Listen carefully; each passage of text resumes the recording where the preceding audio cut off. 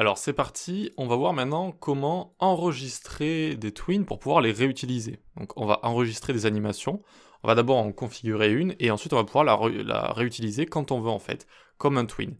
Pourquoi? À quoi ça sert? Eh bien ça sert à ne pas se répéter, parce que des twins peuvent être complexes, ou tout simplement se répéter, et on n'a pas envie à chaque fois de recoder la même chose tout le temps, c'est logique.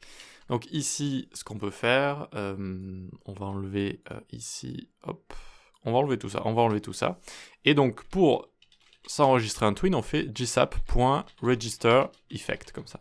D'accord? Donc on va enregistrer un effet, c'est-à-dire qu'on va enregistrer un twin en fait, en lui donnant un nom, etc. Et ensuite on pourra le réutiliser. Donc, son nom ici par exemple, ça va être image crazy par exemple. On va la faire tourner, etc. On va faire tourner une image et compagnie.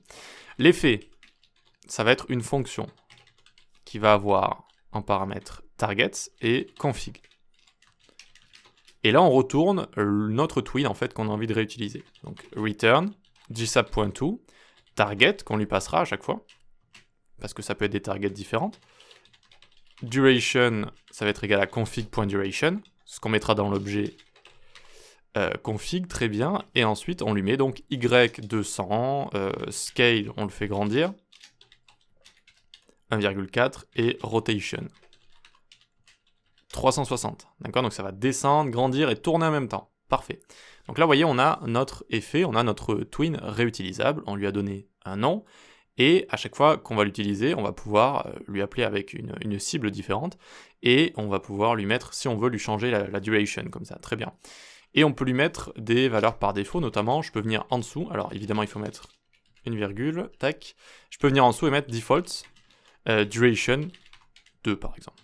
2 secondes, ok? Si je ne mets pas de durée, eh bien de base, ça prendra 2 secondes comme ça.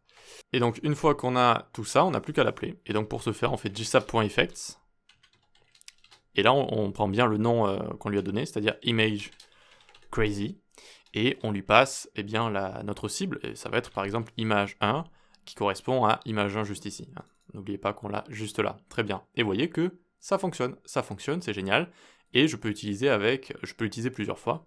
Je peux l'utiliser avec également, donc, tac, tac, tac, hop, alors, hop, hop, avec la seconde image également, et regardez, ça va bien fonctionner.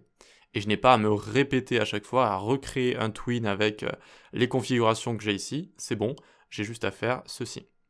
Et donc vous voyez que de base j'ai 2 secondes de duration, mais je peux le changer pour chaque twin, parce que ici j'ai mis config et duration est égal config.duration.